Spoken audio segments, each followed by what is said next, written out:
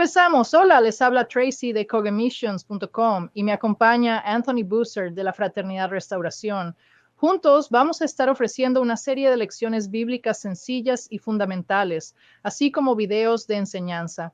Y estas lecciones no están pensadas para hacer un estudio exhaustivo, sino más bien enseñanzas fundamentales. Y les animamos a que estudien estos temas más allá de estas lecciones bíblicas básicas y tendrán más recursos disponibles debajo de cada lección para un estudio más profundo. Y hay muchísima información si quieres profundizar en estos temas. Así que bienvenido, Anthony. Gracias por acompañarme. Sí, muchísimas gracias. Es una idea verdaderamente excelente de tu parte. Mi idea es que tomes estas enseñanzas y las transmitas a los demás. No permitas que se queden solo contigo. Así que los versículos que les voy a dar a lo largo de estas discusiones son versículos de interés fundamental. Necesitan tomar notas sobre esos versículos y empezar a usarlos, compartirlos con, como Tracy a menudo dice, compartirlos con sus amigos en cada oportunidad que tengan. Amén. Así que, Anthony, pensé que podríamos empezar con el cristianismo, básicamente. Sabes que hay algunas personas hablan de ser cristiano y de aceptar a Jesús, y pensé que podríamos discutir quizás Juan 12, 44, 50 y quizás un par de otros versículos aquí solo en la introducción para que podamos sentar una base de la importancia de saber lo que dice la Biblia y lo que Jesús enseñó. Absolutamente correcto. Has elegido un pasaje excelente, porque Juan 12, versículos 44 al 50, ¿qué es eso? Son unos 7 u 8 versículos, más o menos. Es un resumen del propio relato de Juan sobre Jesús. Así que has elegido un lugar excelente para empezar. El propio Juan está resumiendo todo lo que ha sucedido antes en su evangelio. Así que este es un punto de partida brillante. Juan 8:44. Gracias, Tracy. Este es el versículo de Juan capítulo 8, versículo 44. El propio resumen de Juan de lo que nos ha entregado en los primeros 12 capítulos. Y es fácil de recordar, el 12 es el número de la fundación. Así que Juan en su evangelio te dio el fundamento del cristianismo y lo resume, como hacen todos los buenos maestros en Juan 12:44, que dice, presten mucha atención. Y Jesús clamó y dijo, Jesús no gritaba ni clamaba muy a menudo, lo hace en lugares particularmente importantes, y este es uno de ellos. Quieres subrayar esto con unos 4 colores diferentes, porque cuando Jesús grita significa que no debes perderte estas palabras a ningún costo. Debes entender lo que se está diciendo. Así que él exclamó y dijo, el que cree en mí, no cree en mí. Oh, eso es un desafío, ¿no es así? El que cree en mí, no cree en mí. Y yo completé la frase, sino que cree en aquel que me ha enviado. Hubiese enviado significa que fui designado como apóstol. Que uno sea enviado no implica en absoluto que Jesús hubiera estado vivo antes de su nacimiento, lo cual es una idea completamente impensable. No, me comisionó. Así que Jesús aquí está resumiendo su propia enseñanza y está diciendo, no deben perderse esto. Y espero que para cuando lleguen al versículo 50, la verdad les haya estado golpeando la mente de forma contundente, de una manera que antes no ocurría, porque en el evangelicalismo, es decir, en la asistencia a la iglesia en general, en todo el mundo, es muy vago. Se supone que debes aceptar a Jesús. ¿Qué demonios significa eso? Si yo digo, ¿me aceptarías? Y luego no digo nada más, no tendrás ni idea de qué estamos hablando. Así que quiero enfatizar que aceptar a Jesús significa aceptar, creer y practicar sus enseñanzas. A muchos de ustedes se les ha enseñado que lo fundamental es creer que Jesús murió por sus pecados y que resucitó. Eso es muy importante, absolutamente esencial, pero es solo la mitad del Evangelio. El verdadero comienzo del Evangelio es creer en el reino de Dios. Así que hablaremos de eso en estos versículos.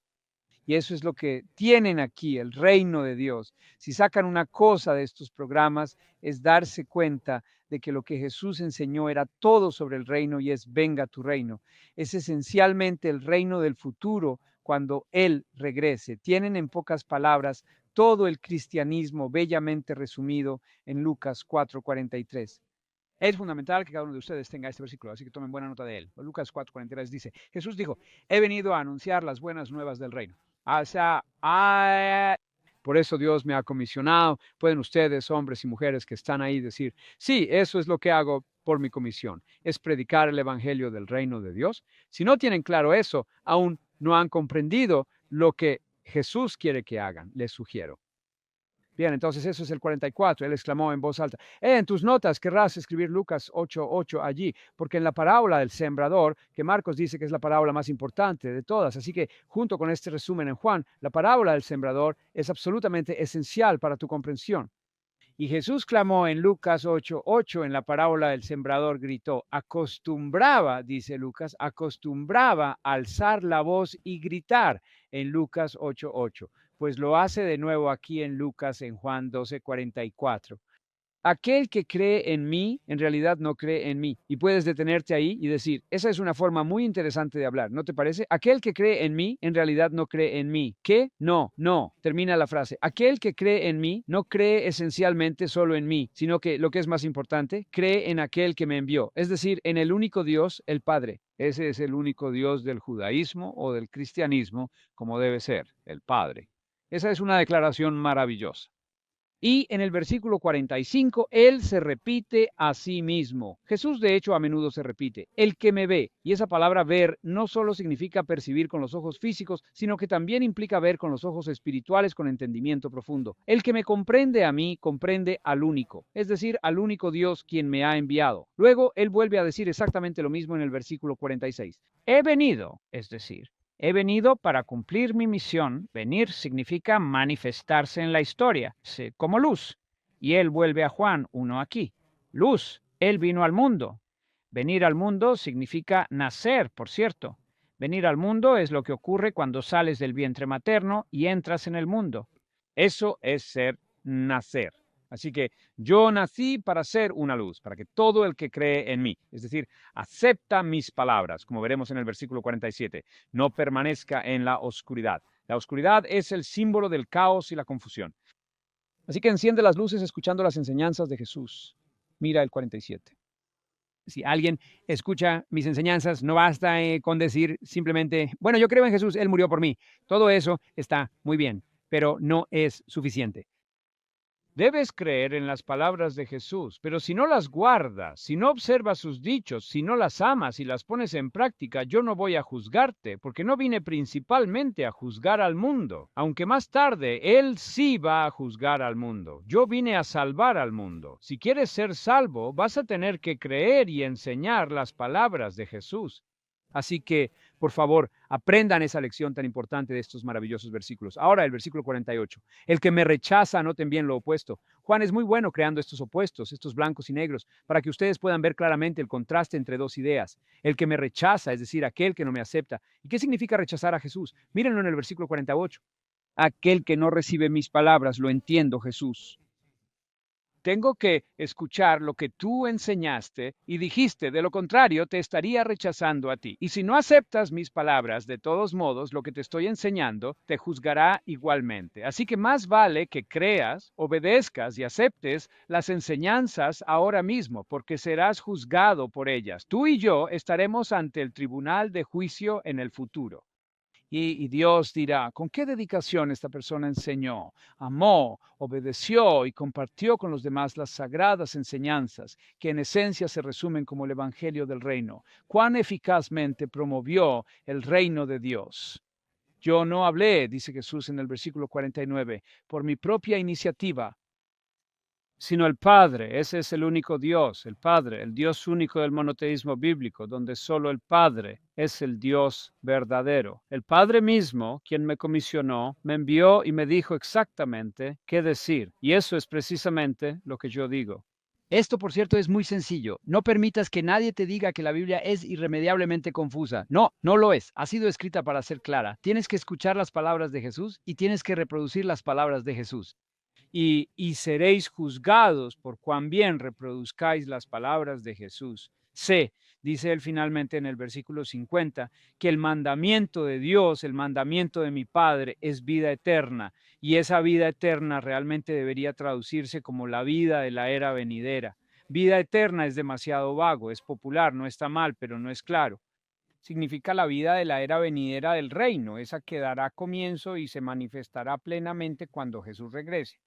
Sí, y sé que el mandamiento de Dios significa vida eterna, es vida eterna. Esa es una forma muy vívida y profunda de expresar que la esencia misma de la vida del siglo venidero son mis palabras. Por lo tanto, y finalmente, las cosas que digo las pronuncio exactamente como el Padre me ha instruido que lo haga. ¿No es eso increíblemente hermoso y a la vez tan simple? Les sugiero que dediquen tiempo a meditar en esos versículos, Juan capítulo 12, del 44 al 50, y descubrirán un resumen verdaderamente maravilloso de la fe. Así que gracias, Anthony, por haber discutido un poco Juan 12, versículos 44 al 50. Quizás podrías comentar un poco sobre el mandamiento más grande según Jesús en Marcos 12, del 28 al 30. Porque creo que, sabes, estábamos hablando de lo que él dijo, de lo que él dijo en su palabra, sabes, eso es lo importante y cómo el Padre le ha dicho a él qué es lo que debe hablar y a él se le preguntó qué es lo más importante de todo. Excelente. Es una excelente forma de seguir adelante. Marcos 2, los versículos 28 y 29, aproximadamente por ahí. A Jesús le pregunta un judío amigable, ni siquiera un hostil, sino un judío amigable que está impresionado con las enseñanzas de Jesús. Él dijo, Maestro, didáscalos en griego, y estoy usando la pronunciación griega moderna. Nuestros amigos de habla griega que están por ahí seguro que lo apreciarán. Le preguntaron, ¿no? ¿Cuál es el mandamiento más grande de todos, Jesús? ¿Cuál es? Ese es un buen punto de partida, ¿no es así? Y él responde con lo que se conoce como el Shema, el Oye Israel, de Deuteronomio 6:4. Lo único que no debes equivocarte es tu definición de Dios. Esa es la base fundamental de toda la teología. Entonces, ¿cuál es tu propia definición de Dios? Y Jesús le contestó a este amable escriba en Marcos 12:29. El más importante de todos los mandamientos es el siguiente. Oye, Israel, escuchen, presten mucha atención, entiendan esto bien ahora, a costa de su propia salvación y crean el Shema, que es, oye, Israel, el Señor nuestro Dios es un solo Señor. Ese es el significado correcto del griego allí. En el griego de la Septuaginta se puede debatir sobre la traducción exacta. Eso no tiene importancia. Todo se resume en la misma idea. Debes creer que Dios es un solo Señor. Tu hijo de 2 años sabe perfectamente lo que significa un solo Señor. No significa dos señores. No significa tres señores. Olvídate de todo eso. Eso es algo posbíblico que se ha añadido. Si deseas comenzar a comprender la mente de Jesús, deberás empezar con el Shema, donde Dios es definido como un único Señor, matemáticamente un solo Señor. Eso va a sacudir un poco tu forma de pensar al escucharlo, pero te recomiendo esa primera enseñanza de Jesús en Marcos 12:29. A tus amigos judíos les encantará eso, por cierto, y a tus amigos musulmanes también les encantará, porque en este momento los cristianos están antagonizando a millones de judíos y a millones de musulmanes al presentar una visión de Dios que es misteriosamente tres en uno y a la vez uno en tres. Tres es realmente uno y uno es realmente tres. Todo eso no tiene ningún sentido para nadie y particularmente no para judíos y musulmanes. Así que cultiven la idea que Jesús promovió en Marcos 12:29, el primer y más grande mandamiento, que Dios, el creador de este vasto universo, es un solo Señor. Kyrios y Esous, un solo Señor, no dos señores ni tres señores. Ni siquiera lo imagines porque es algo tan ajeno a toda la historia de las enseñanzas de Jesús. Así que, Anthony, me gustaría añadir también sobre el versículo 30 allí, cuando Jesús continuó diciendo, amarás al Señor tu Dios con todo tu corazón, con toda tu alma, Excelente, con toda tu mente absolutamente. y con todas tus fuerzas. Creo que eso es importante porque sabemos que en otros versículos Jesús dijo, si me amáis, guardaréis mis mandamientos. Y si lo amamos con todo nuestro ser y nuestra mente, tenemos que entenderlo. Es algo en lo que debemos reflexionar. No es solo lo que la gente de hoy considera bueno y que me hace sentir bien en el corazón, pero sí tenemos que pensar en esto y aprender quién es el creador. ¿Sí? Bueno, es exactamente así. Tienes mucha razón en añadir eso. Ese es el segundo mandamiento. Hicimos el primero. Primero defines quién es Dios. Ajá. Y entonces dices, muy bien, habiendo definido a Dios correctamente como un solo Señor, ahora mi esfuerzo debe dirigirse a amar a ese único Dios, queriendo complacerle por encima de todas las cosas, queriendo hacer su voluntad y amándole con una gran pasión. Así que el famoso versículo en 2 Tesalonicenses 2:10, donde Pablo dice, porque la gente no tuvo una pasión por la verdad sobre el único Dios y amar a ese único Dios, ¿verdad? Porque no tuvieron esa pasión. Dios dice, está bien, no me vas a amar y no vas a amar mi ver, te mostraré lo que es ser engañado entonces. Y Dios entonces dice en ese famoso versículo de 2 Tesalonicenses 2:10, los entregó a un espíritu de engaño para que terminaran creyendo falsedades. Así que te dices a ti mismo, oh Dios, ayúdame. Si estoy creyendo falsedades, por favor, ya no quiero seguir haciendo eso. Por favor, envíame un maestro o inspira las palabras de las Sagradas Escrituras para que me muevan a abandonar mis mentiras y mis falsedades, de modo que no sea culpable de no amar la verdad y así de no amar a Dios y a Jesús. Y también nos dice que Dios dijo a él, si me buscas, me encontrarás, y él no es un mentiroso, así que si no lo estamos encontrando, es que no lo estamos buscando en los lugares correctos o con suficiente ahínco. Así es, debemos buscar a Dios. Es razonable que Dios estableciera el tema de la salvación, lo que significa la cuestión de vivir por siempre y para siempre, y para siempre y para siempre y para siempre y para siempre, la cuestión de ser indestructible. Eso no es poca cosa. Si tú fueras Dios, ¿no querrías que eso se consiguiera a través del estudio y la dedicación? ¿Y no dijo Jesús, esforzaos por entrar en el reino? Él dijo que es mejor que le pongas mucho esfuerzo a esto. No se ganan carreras ni se llega a ser atleta sin una gran cantidad de lucha. Así que lo mismo ocurre con la vida eterna. No es algo que te entreguen en bandeja sin que puedas hacer nada. Eso es completamente falso. Bueno, muchas gracias, Anthony, y animo a nuestros oyentes a que sigan estudiando y que continúen con las lecciones aquí.